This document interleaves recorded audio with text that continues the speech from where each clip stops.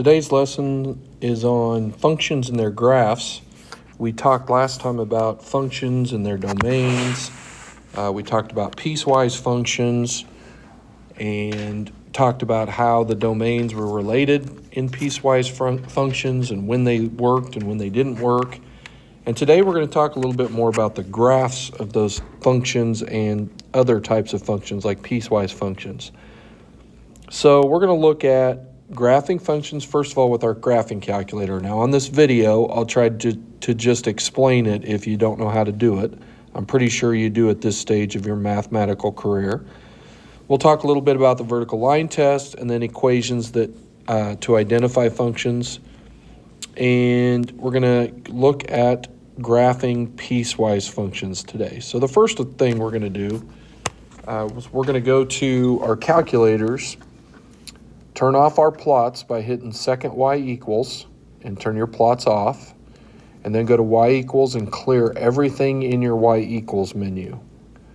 And then you type x cubed, so x to the third, minus 8x squared, and zoom 6, please. That gives you a negative 10 by positive 10 screen.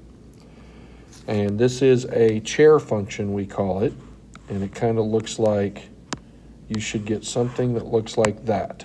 Now, I don't know what the breakdown is. I don't really care. I just want you to be able to graph it on your calculator. If we would graph it by hand, I would do that real quick here. If we did do that by hand, we could, here's our x and y's, make a little chart, put in 0. We're going to get 0. So we know that that point is on there.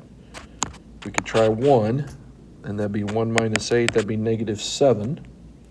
So we could go by 2's, 2, 4, 6, negative 7. We could put in 2. Ooh, that's going to give it big. So 8 minus 32.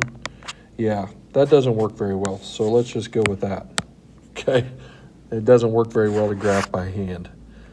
All right, the next one is 8x minus x squared. So I just encourage you to clear that, type it in, and then hit zoom 6. And we get kind of what looks like it just looks like a giant parabola, but I'm pretty sure it's off your window. And you could go zoom fit, and you can do all these different things to make it fit on your calculator, which we will discuss in class. Okay, graphing piecewise functions. All right, so on these, now we're going to look at graphing parts of this piecewise, like I kind of showed you the other day in class. So we have two equations here. We have x plus 6 and we have 1/2 x minus 4. The first equation are all x's less than or equal to negative 4. So that goes here with x plus 6. So we start with whatever number is there, and that's a negative 4. We plug it in, we get 2. Let's try negative 5, because remember it has to be less than or equal to negative 4. Negative 5 is 1, negative 6 is 0, negative 7 is negative 1 because these are linear. So I'm going to go ahead and graph these. Negative 4, 2, negative 5, 1, 6. So you can kind of figure it out, and there's our line. Okay. Our other part of our piecewise is the 1/2 x minus 4. But again, we still start with negative 4 because it tells us to start there. Half of negative 4 is negative 2. Negative 2 minus 4 is negative 6. Now, since we're taking it times a half, don't pick a number necessarily that's odd. Pick an even number. Well, it's got to be bigger than negative 4, so we'll go negative 2. Half of negative 2 is negative 1, minus 4 is negative 5. Try 0, you get negative 4. You can see the pattern. So negative 4, negative 6 is down here. Now that is an open circle because it is not equal to. Negative 2, negative 5, 0, negative 4. So you can see 2 would be negative 3, etc. And there's our graph. and that is called a piecewise function. So the domain, you can see, is going to be negative infinity to infinity, because we don't have any domain restrictions here. Now our range is going to be interesting. This goes up forever, this goes down forever, and they cross over. So the output is also going to be negative infinity to infinity. Just kind of showing you that, just for kicks.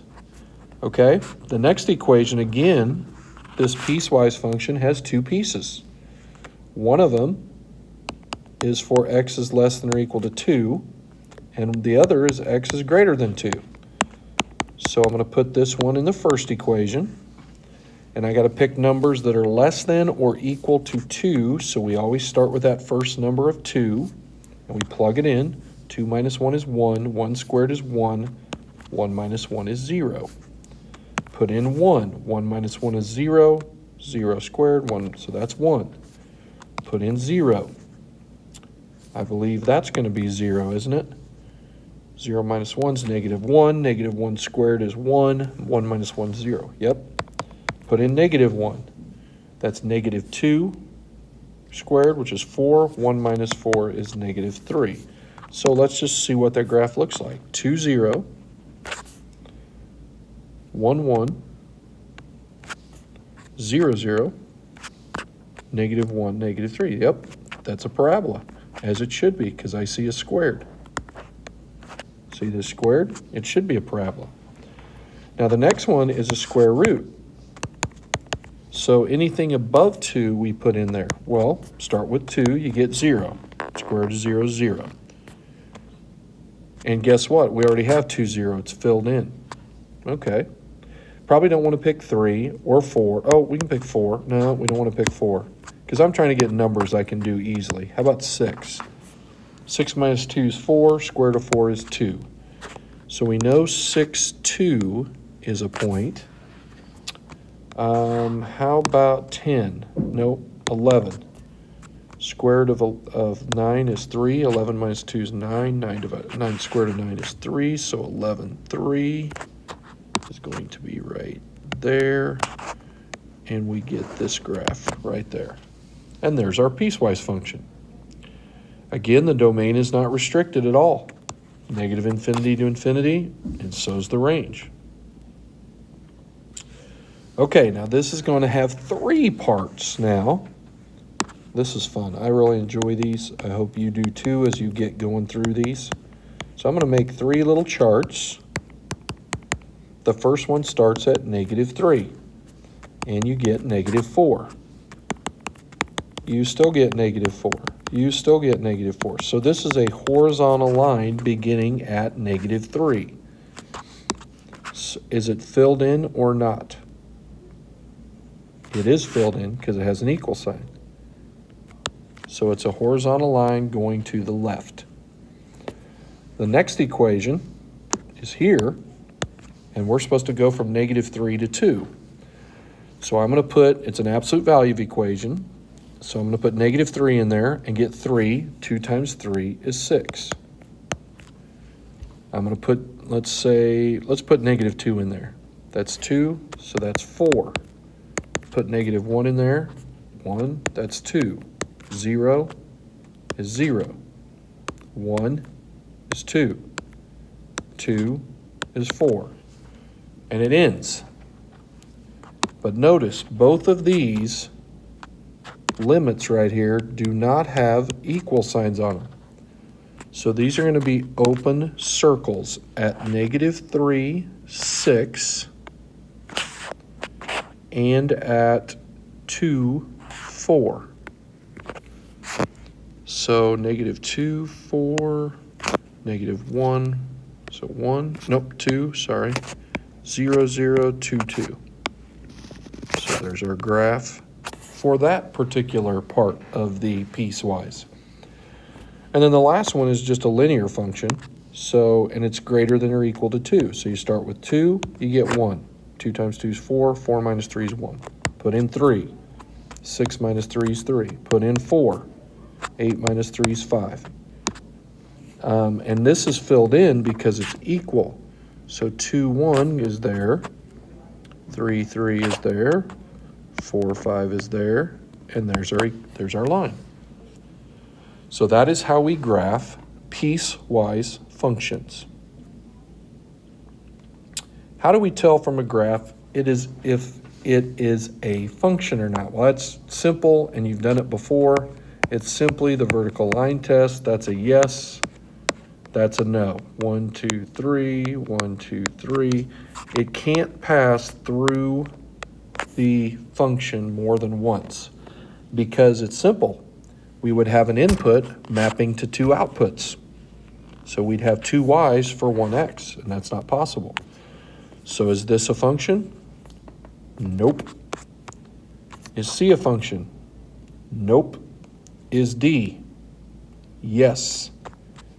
That's an actual, that is an exponential. That is not, that does not work. Now, how do we test functions algebraically? Well, we're going to solve for y. And we're going to see if there's one y value for each x value. So let's solve this first one. We're going to subtract x. And then we're going to take the square root. Well, guys, when we do the square root, it's plus or minus. So this would be a no. That is not a function. How about b? Yes, because it's y equals. We got it. Let's see. What do we got to do on this one? Divide by 3 first, right? X squared minus 9 all over 3. Then we take the square root. That's going to be plus or minus square root of x squared minus 9 all over 3. Is that a function? The answer is no, because we have a plus for that and a minus for that. And that wraps up our section